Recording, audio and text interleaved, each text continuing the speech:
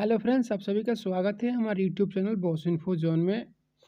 हमारे दिव्यांग साथियों द्वारा बहुत सारा कमेंट किया गया था, तो हमने सोचा कि हम इतने सारे कमेंट का जवाब देंगे, बट ये पर्सनली होगा। इससे अच्छा होगा कि सवालों का जवाब दे, ताकि हर किसी मेरे सभी साथियों का जो मन में सवाल है या फिर डाउट है या फिर जो हम सभी के साथ होने वाली परेशानियां हैं, वो एक साथ क्लियर हो जाए। तो आज हम जवाब देंगे, आप सभी के द्वारा पूछे गए अहम और ज़रूरी सवालों का जवाब देंगे। सबसे पहले सवाल ये है कि 50% तक का प्रमाण पत्र है, क्या मेरा ड्राइविंग लाइसेंस बनेगा या नहीं बनेगा? देखिए, इसके लिए आरटीओ जो है बेस्ट है। आरटीओ से आप राय ले सकते हैं और 50% कोई नहीं मैटर करता। अगर आप बाइक चला सकते हैं तो बगैर पहिए के, अगर पहिए का भी चलाते हैं तो उसका भी लाइसेंस बनेगा। ठीक है। दूसरा सवाल है कि बस पास के लिए हमें क्या करना पड़ेगा? देखिए, बस पास के लिए आप किसी भी राज्य से बिलोंग करते हो, उसके लिए आपको ट्रांसपोर्ट ऑफिस जाना होगा, जो गवर्नमेंट ट्रांसपोर्ट ऑफिस होता है। आपको वहाँ जाकर एक फॉर्म भरनी पड़ेगी, जिसको भरने के बाद आपको 1 महीने की पास मिलती है और हर महीने उस पास को रिन्यू करवाना पड़ता है। अब हमारे सामने है तीसरा सवाल, आपके द्वारा पूछे गए जो टेम्पोररी जो सर्टिफिकेट होता है, दिव्यांग सर्टिफिकेट, मतलब कब तक एलिजिबल होता है? ठीक है, गवर्नमेंट के लिए एलिजिबल है या नहीं है? देखिए, टेम्पोररी जो सर्टिफिकेट होता है उसका ज़्यादा अहमियत नहीं होता है। अगर आप ठीक हो जाते हैं तो वो रद्द हो जाती है। ठीक है। जो परमानेंट है उसका अलग महत्व है। यहाँ पे है कि 40% यूडीआईडी है, पत्नी का जो यूडीआईडी कार्ड है नहीं बना है, तो उनका एड्रेस की समस्या। ऐसा समस्या जिस भी हमारे दिव्यांग साथियों के साथ है, उन लोगों से रिक्वेस्ट है कि अगर जो लोग शादीशुदा हैं या फिर नए शादीशुदा हैं, तो सबसे पहले अपने प्रखंड पे ले जाके या फिर अपने किसी सीएसपी केंद्र के साथ जाकर अपनी पत्नी का एड्रेस चेंज करवाइए। उसके बाद अपने गवर्नमेंट हॉस्पिटल में जाइए, सदर अस्पताल में, वहाँ पे जाकर वहाँ के यहाँ के नाम से आपको ठीक फिर उसको एडिट का मतलब ये करवाइए, चेंजिंग करवाइए।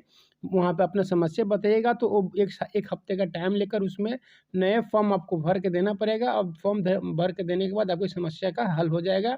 उसके बाद आप यूडीआईडी कार्ड के लिए एलिजिबल हो जाएंगे, आप फॉर्म अप्लाई कर सकते हैं। यहाँ पे है कि स्कूटी मिल सकता है नहीं मिल सकता है, ये चंदन कुमार ने जो सवाल पूछे हैं।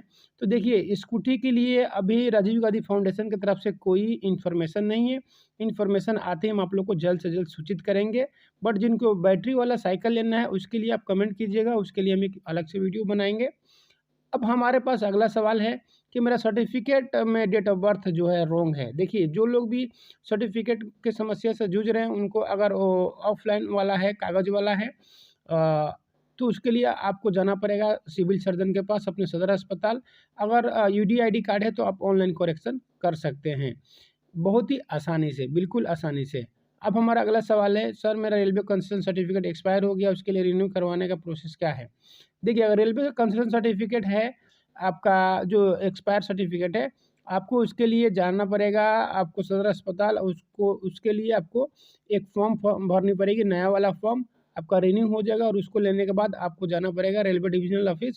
आपको रेलवे वहाँ से पास करेगा रेलवे फोटो आईडी कार्ड। यहाँ पे जो मेरा अगला सवाल है, एक हमारे साथी पूछ रहे हैं कि जो कंसेशन सर्टिफिकेट बनवाया है, अभी वो दिल्ली में रह रहे हैं, तो दिल्ली में जो डीआरएम ऑफिस है वहाँ पे जाकर जमा करेंगे तो बन जाएगा या नहीं?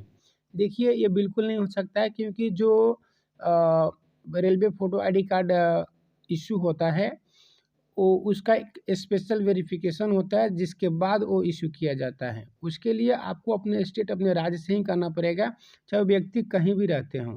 ठीक है, उनको खुद जाना पड़ेगा। फिर उसके बाद आगे की जितनी भी कार्रवाई है की जाएगी और आपको एक निश्चित समय लिया जाएगा, उसके हिसाब से आपका जो आईडी कार्ड है इश्यू किया जाएगा। फिर आपको सब समझ में आ जाएगा।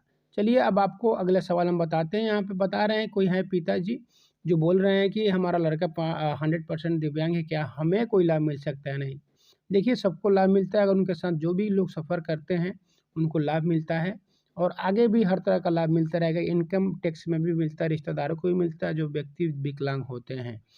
यहाँ पे हमारा जो दूसरा सवाल है, ट्रेन में फ़ायदे के लिए कौन सा कार्ड बनवाएं? देखिए, ट्रेन में फ़ायदे के लिए सिंपल है, आपको रेलवे फ़ोटो आईडी कार्ड बनवाना पड़ेगा। पुराना वाला जो कंसेशन सर्टिफिकेट है, गवर्नमेंट ने उसको रद्द कर दिया है। बहुत जगह एक्सेप्ट है, बहुत जगह एक्सेप्टेबल नहीं है। इसलिए बहुत ज़रूरी है कि आपको बनवा लेना चाहिए रेलवे फ़ोटो आईडी कार्ड। और अभी हम आपको बताएँगे उसका प्रोसेस क्या है। अब आगे हम आपको बता दें, यहाँ पे यूडी आईडी कार्ड मौजूद है तो मैं कहीं डीआरएम ऑफिस जाकर रेलवे कंसेशन सर्टिफिकेट बनवा सकते हैं क्या? कहीं नहीं, आपको अपने स्टेट के डीआरएम ऑफिस ही रेलवे डिविजनल ऑफिस जाना पड़ेगा, ठीक है?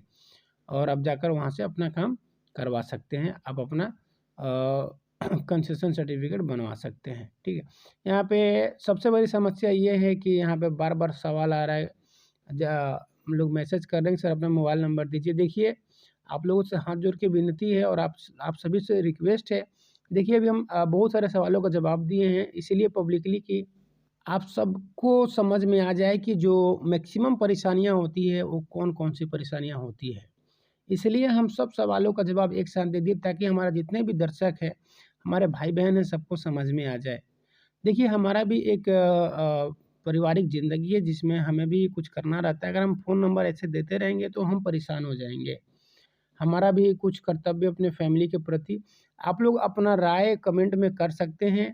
अगर आप लिखना नहीं जानते तो अपने फैमिली से किसी से हमारा वीडियो देखने के बाद आप लिखवा सकते हैं। हम कोशिश करेंगे आपका जवाब बेहतर से बेहतर दें और आपके साथ-साथ और भी लोगों को समझा सकें, बुझा सकें कि आखिर जो समस्या है या फिर उनके भी मन में ऐसे सवाल है, तो उनको भी उनका समाधान मिल जाएगा। मैं आशा और उम्मीद करता हूँ कि आप सभी को हमारा जो ये राय है, हमारा ये जो जवाब है पसंद आया हो। अगर अच्छी लगी हो तो वीडियो को लाइक कर दीजिए, चैनल पे नए तो चैनल को सब्सक्राइब कर दीजिए। मिलेंगे नए वीडियो के साथ, तब तक के लिए bye bye and take care दोस्त।